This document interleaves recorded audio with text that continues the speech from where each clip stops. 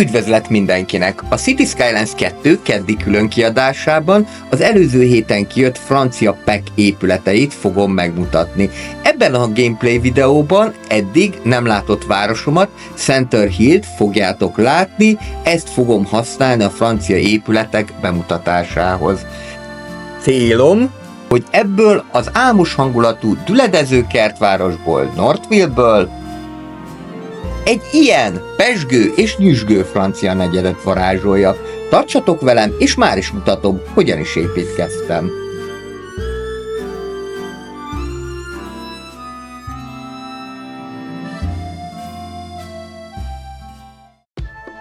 A mai videóban tehát azt fogjátok látni, ahogyan Northville városrészből fokozatosan kiszorítom az amerikai kertesházakat, és a helyére változatos francia zónázott épületek, valamint közintézmények kerülnek. Ezzel egyidejűleg ugyanakkor Center Hill más városrészeit is fogom fejleszteni, elsősorban francia közintézményekkel, illetve low wealth rezidentálokkal. A 14. és 15. szint között található Center Hill városa megérett a változásra, ehhez először pár irodaépületet építek föl, igaz, ezt még a szomszédos Southville-be fogom megtenni, de hamarosan átmegyünk Northville-be, és ott fogjuk folytatni az építkezést, elsőként a francia zónázott lakóépületekkel.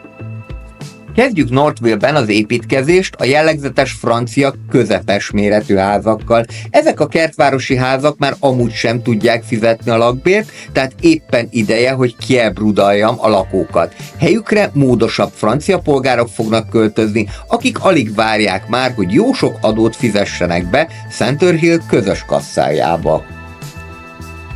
Miután megnéztem, milyen irodaházakat sikerült létrehozni, és megállapítottam, hogy ezek az épületek még nagy népsűrűségük ellenére sem fogják agyonnyomni a környezetet, ideje volt visszamenni az átalakítandó városrészbe, ahol már fölépültek a francia közepes házak. Azt már első ránézésre meg kellett állapítsam, hogy a házak homlokzata egységes, valamint a játék algoritmusa figyelembe veszi a sarkokat is, hiszen itt csinos sarokházak alakultak ki. Ezt a megoldást pedig ugyanúgy lehet majd a sorházaknál is használni, vagyis a terület közepén sorházakat, a sarkokon pedig sima közepes sűrűségű lakózónákat jelölhetünk ki. A felépült sorházak számomra tökéletesen hozták a francia életérzést, fehér színükkel vidámságot és üdességet hoztak a környezetbe, és még az sem állította meg az építkezést, hogy közben elértük a 15. szintet. Sőt, egyre nagyobb lendületet kap ez a francia negyed, próbálom minél csinosabbra kialakítani, éppen ezért a sarkokra, ahogyan az előbb már szó volt róla, közepes sűrűségű lakóházakat tervezek. Míg az első francia lakóházak elnyerik végleges formájukat, addig építsünk egy kis mixed rezidentált ide a lakóházak tőszomszédságába. Felépültek a mixed rezidentálok, de külsőre alig látszik különbség a medium rezidentálokkal. Ugyanaz az elegáns kialakítás, ahol elsődlegesen a fehér és a bézs színek dominálnak. De vannak ám signature buildingek is a csomagban, méghozzá úgy tűnik, hogy nem is kell hozzá semmilyen feltételt teljesíteni. A párizsi épületek sorában így több rezidentál és mixed rezidentál épület is megjelenik, amelyek közül a kedvencem rögtön a kabaré épülete lett. Habár nem volt könnyű helyet találni ennek a hosszúkás intézménynek, ám itt, Thornton városrészben igényes szórakoztatást fog nyújtani a külvárosi emberek számára. A többi signature buildinget is mindjárt elhelyezem, ám őszintén szólva itt már a bőség zavarában voltam. A csomagban ugyanis annyi jó épület található, különösen a közintézmények szépen kidolgozottak. A Thorntondale szomszédos Forest Hill kertváros így rögtön kapott is egy általános iskolát, a kis lurkók pedig minden nap ilyen festői kilátású intézményben gyarapíthatják majd tudásukat, illetve szabadkozhatnak a tanárnál, hogy miért is az Andrew City Life videóit nézték a házi feladat megírása helyett.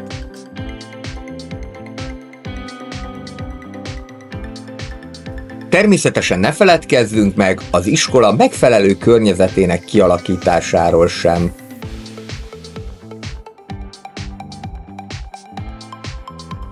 Mivel úgy láttam, hogy lehetne a bűnözési statisztikákon javítani, ezért egy rendőrséget is letettem a város keleti részében, Sunny Coast negyedek közelében. Az impozáns épület pedig ez csak egy szimpla rendőrség, így megfelelően tudja majd kezelni az egyetem és a keleti kertváros környékén előforduló bűneseteket. Nem is beszélve az északra található gyárnegyedben történtekről, amely éjszaka nem igazán számít biztonságos környéknek. De ha már itt vagyunk, húzzunk fel pár francia bérházat is. Legyen szó kicsi vagy nagy alapterületűről, a low-wealth rezidentáloknál a sárga színek és az egyszerű, letisztult kialakítás dominálnak. Ennek köszönhetően ezek a típusú épületek lényegében bármilyen városban használhatóak, de színviláguk miatt fel tudják dobni az európai és amerikai bérházas negyedek hangulatát is, amelyek jellemzően komorabb színekkel rendelkeznek. Most csak próbaképpen tettem le pár 6x6-os francia bérházat, de ez az U-alakú kialakítás már adott is ötletet arra, hogy ezeket hogyan fogom majd más városokba is beilleszteni lakópark formájában. Ó, igen, amint megtaláltam, rögtön le is kellett raknom a francia vasútállomást. A város déli részén található Cedar negyed már eddig is igazi intermodális csomópont volt, hiszen itt találkozik a 2-es metró és a vasút is. Az új téglaborítású vasútállomás azonban sokkal szebb, mint elődje volt, csak a kétvágányosításról kellett gondoskodnom.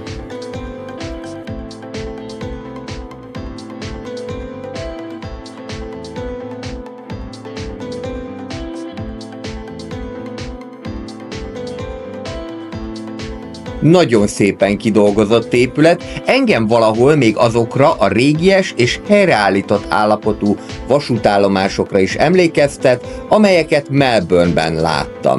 Lehet, hogy egyszer eljutunk majd odáig, hogy a Kelenföld vasútállomás is ilyen állapotban lesz?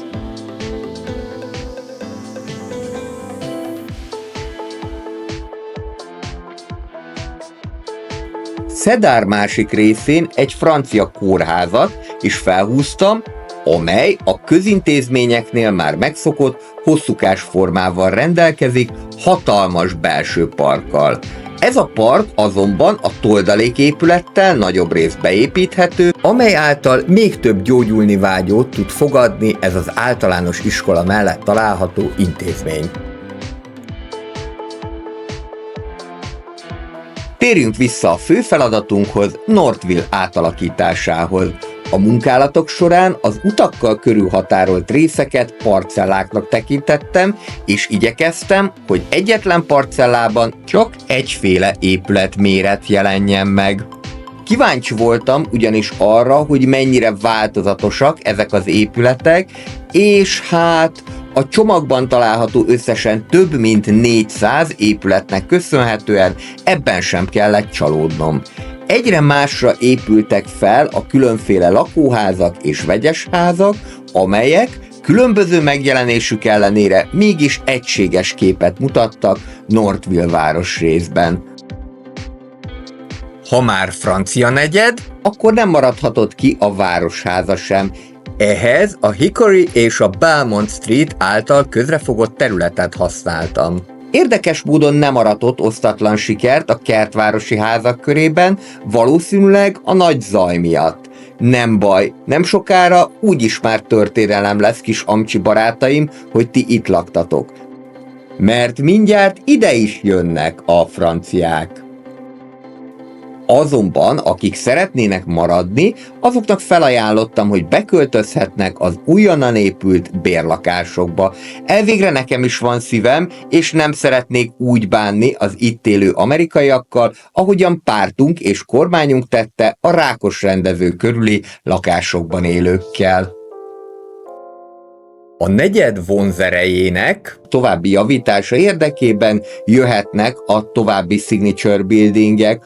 A metróállomáshoz közel így egy elegáns sarokházat építettem fel, mivel ennek az épületnek több oldala is, csak a csupasz fehér fal, ezért mindenképpen szorosan a többi lakóház mellé kellett építeni, hogy ez a sarokház a lehető legelőnyösebb oldalát tudja mutatni az ide látogatók számára.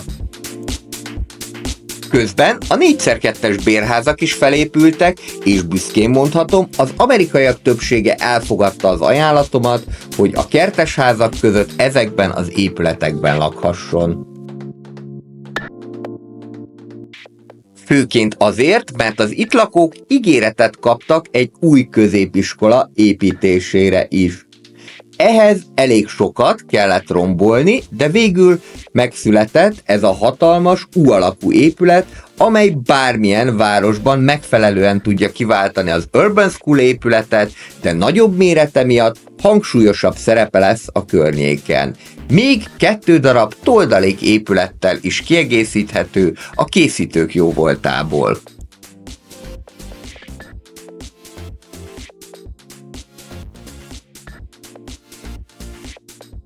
A komplex oktatási szolgáltatások jegyében jöhet a francia kollégium is.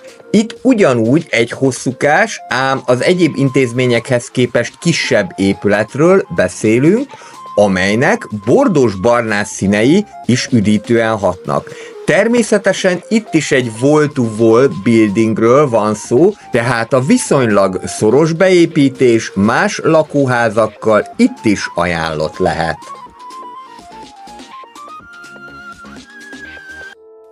Például ide is jöhetnek low-wealth rezidentálok, de már az 5x3-as méretben. Gondoskodjunk a tűzvédelemről is. A tűzoltóságot a középiskola háta mögé az Epicurean Garden szomszédságában építettem föl. Egyéb iránt ez volt az egyetlen olyan amerikai épület, mármint az Epicurean Garden, amelyet meghagytam az átalakítás után, mert úgy éreztem, hogy megfelelően passzol az itt kialakuló elegáns környezetbe. Közben ránéztem a kollégium mögött felépülő bérházakra. Tetszik ez az L-alakú forma, és arra gondoltam, ha most lenne movie módom, akár egymásba is lehetne ezt a két épületet fordítani, így kialakítva egy újfajta megjelenést a bérházaknál.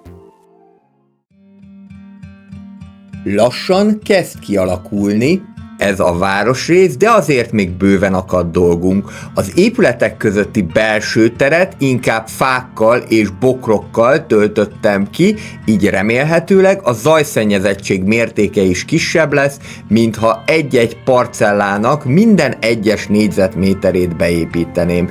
Természetesen figyeltem arra, hogy egységes nagyságúak legyenek ezek a házak, legalábbis itt egységesnek látszik a méretük, illetve a hosszúságuk is. Közben pedig a negyednek a nevét is megváltoztattam, így Northville új neve Frenchville lett. A többi signature buildinget szintén nem messze a metróállomástól építettem fel. Innentől kezdve a Luxus Gastro Hotel kínálja a legfinomabb falatokat, többek között csigát is a kulináris élvezetekre nyitott látogatók számára.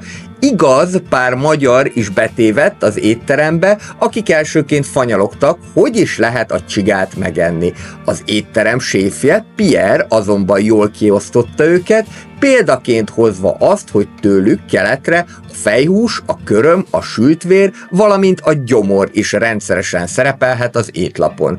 Ezek után már betévedt barátaink is megértették, hogy ahányház, annyi szokás, jót falatoztak a francia konyha fantasztikus fogásaiból, és végül barátsággal váltak el az elsőre morcosnak tűnő séftől, valamint az újonnan épült kávézóban is, finom kávéval, illetve van, akik borral öblítették le a francia konyha páratlan fogásait. Frenchville keleti határát a Crest Street jelenti, ahol ez a városrész villamos kapcsolattal is rendelkezik. Itt a régi kertes házakat sorházak váltják fel, valamint beljebb elkezdtem egy teljes irodai negyed kialakítását is. Épül-szépül ez a városrész, az elmúlt időszakban pedig fokozódott a francia épületek térnyerése. Annak érdekében pedig, hogy egységes magasságúak legyenek az épületek, a gasztrohotelt áthelyeztem a magasabb házak mellé. Itt szerintem jobban fog mutatni, jobban tud majd érvényesülni ez a nagyon szép épület. A hotel helyére közepes méretű lakóházat tervezek. Tapasztalataim szerint ugyanis a bérházakat eltérő színük miatt nem szerencsés keverni az egyéb házakkal, de lehet, hogy majd egyszer azt is meg fogom próbálni. Most viszont bőven elég lesz, ha a negyed külső részén található, kissé nyomasztó amerikai bérházak helyére jönnek ezek a sárga épületek.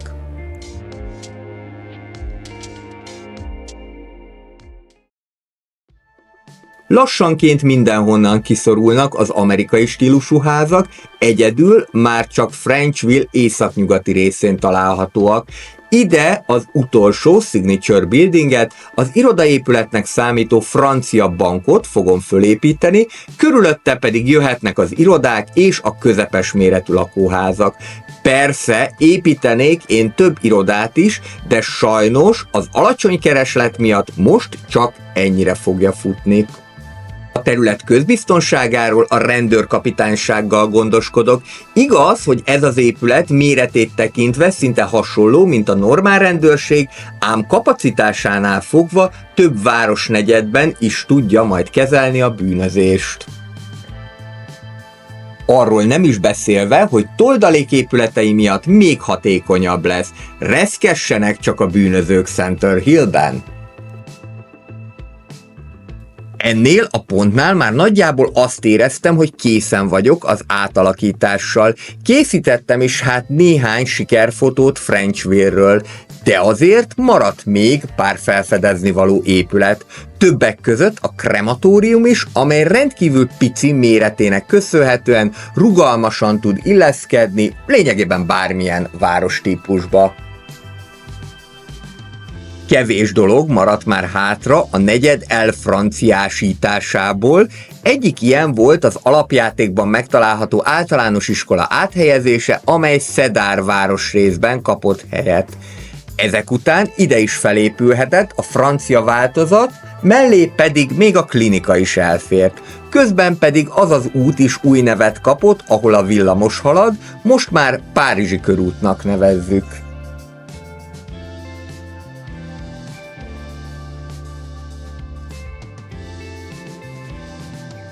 A körút mentén pedig az új víztorony is felépülhetett, amely minaretszerű kialakítása miatt már is sokak kedvencévé vált. A legnagyobb bérház 144 háztartást foglal magába, amely több mint 200 lakost jelent összesen. Meg is látszik mindez az egész város lélekszámán is, hiszen az átalakítás megkezdése óta közel 10 000 lakossal bővült Center Hill városa.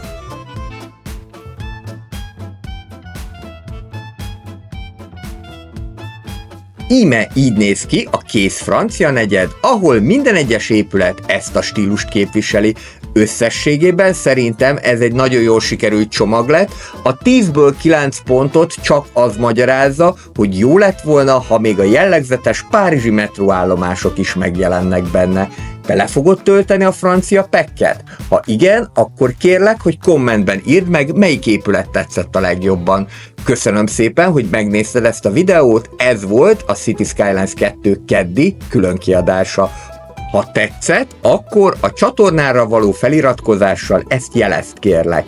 Én pedig már készülök a német csomagra, amely november 11-én érkezik. Legyen szép napod és jó játékot!